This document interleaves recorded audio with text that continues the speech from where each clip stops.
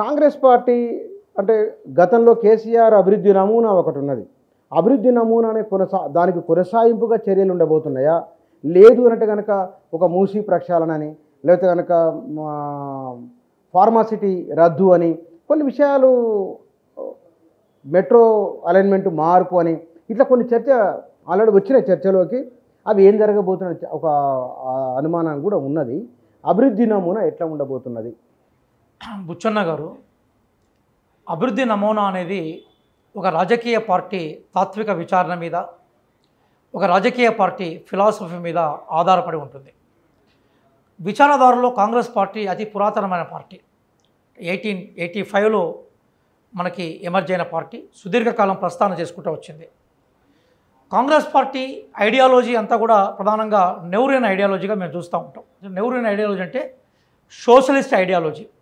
అంటే సహజంగా సమాజంలో ఏ ఉత్పాదన అయితే జరుగుతుందో, ఏ మిగులైతే వస్తుందో అది ప్రజలకు ఉపయోగపడాలి, దానికోసం రాజ్యానికే ప్రధానంగా ఆర్థిక వ్యవస్థ మీద ఆధిపత్యం ఉండాలని కోరుకునే పార్టీ.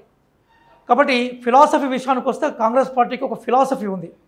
అందుకోసం కాంగ్రెస్ పార్టీ భారతదేశంలో సంక్షేమ పథకాలకి అంకురార్పణ జరిపి కాంగ్రెస్ పార్టీ సంక్షేమ విధానాలకి పునాదులు ఏర్పాటు చేసే పార్టీ. సరే, మీరు చెప్పినట్టుగా మిగతా రాజకీయ పార్టీలన్నీ కూడా కాంగ్రెస్ పార్టీ నుంచే తీసుకున్నవి. ఈవెన్ బీజేపీ కూడా 1980లో బీజేపీ మొట్టమొదటిసారిగా ఏర్పడ్డప్పుడు ఆ పార్టీకి జాతీయ అధ్యక్షులుగా ఉన్న అటల్ బిహారీ వాజ్పేయి గారు ఏమన్నారంటే గాంధేయ సోషలిజం అన్నాడు. సోషలిజం కాన్సెప్ట్ కాంగ్రెస్ పార్టీ తీసుకొస్తే మాది కూడా సోషలిజమే, కాకుండా మా పార్టీ ఐడియాలజీ గాంధేయ సోషలిజం అన్నాడు. కాబట్టి ఈరోజు ఫిలాసఫికల్గా కాంగ్రెస్ పార్టీ చాలా రిచ్ పార్టీ ఐడియాలజికల్గా. కాబట్టి డెఫినెట్గా మా ఫిలాసఫీ మాకు ఉంటుంది. ఆ ఫిలాసఫీ ప్రకారమే మా విధి విధానాలు ఉంటాయి. ఇప్పుడు మీరు చెప్తున్నా ఏంటంటే సంక్షేమ పథకాలు. అంటే సంక్షేమ పథకాలు ప్రభుత్వాలు మారినప్పుడల్లా సంక్షేమ పథకాలు మారే అవకాశం ఉంటుంది. అంటే వాళ్ళ కార్యకర్తలు వాళ్ళ ఎలక్షన్లో చేసిన వాగ్దానాలు వాటి ఆధారంగా సంక్షేమ పథకాలు తీసుకొస్తూ ఉంటారు. కానీ సంక్షేమ పథకాల్లో కూడా ఏ రకమైన సంక్షేమ పథకాలు తీసుకురావాలి, ఈ సంక్షేమ పథకాలు ఎవరికి ఉపయోగపడేలాగా ఉండాలనేది బేసిక్గా మనం చూసినప్పుడు పార్టీ ఐడియాలజీ మారుతూ ఉంటుంది. ఉదాహరణకి కోవిడ్ టైంలో మనందరం ఏమనుకున్నామంటే పేద పేదలకు ఉపశమనం కలిగించే మనకి విమానాలకు అంటే మనకు ఏరోప్లేన్ మనీ పంపింగ్ ఉంటుంది అనుకున్నాం మనం.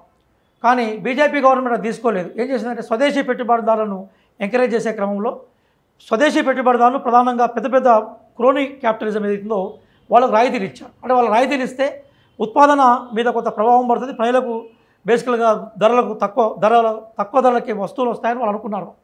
అదే కాంగ్రెస్ పార్టీ వాళ్ళ ప్లేస్లో ఉంటే పేదలకు రాయితీలు ఇచ్చే ప్రయత్నం చేసేది. పార్టీ ఫిలాసఫీ పార్టీ ఆర్థిక విధానాలు నిర్ణయిస్తుంది.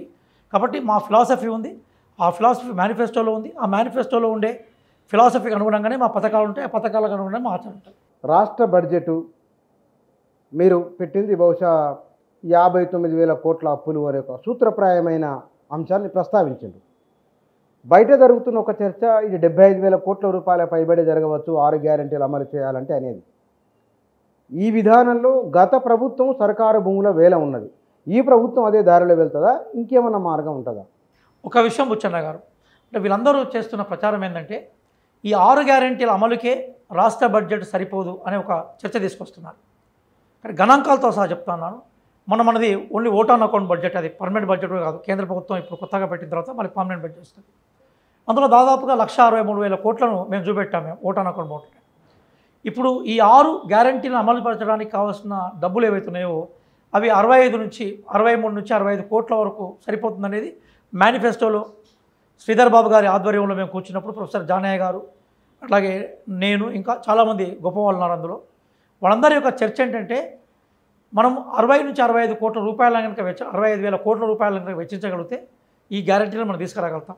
కర్ణాటక బడ్జెట్ కూడా మేము తీసుకున్నాం, వాళ్ళ దగ్గర గ్యారెంటీస్ ఎంత ఉంది. తమిళనాడులో కూడా ఎక్కువ సంక్షేమ పథకాలు ఉన్నాయి. భారతదేశంలో ఎక్కువ సంక్షేమ పథకాలన్నది మనకి తమిళనాడులో, తర్వాత ఆంధ్రప్రదేశ్లో జగన్ ప్రభుత్వంలో ఉండేది.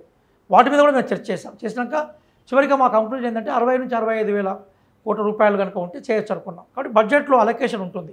అయితే మీరు అన్నట్టుగా ఏమైందంటే ఒక ఊహ మాత్రం తప్పైంది. అదేంటంటే కొంత రాష్ట్రంలో అంతో ఇంతో బడ్జెట్ ఉందని మేము అనుకున్నాం. ఎందుకోసం అంటే కేసీఆర్ గారు ఎప్పుడు మాట్లాడినా కూడా ఇది అత్యంత ధనవంతమైన రాష్ట్రం అని చెప్పుకుంటూ వచ్చేది.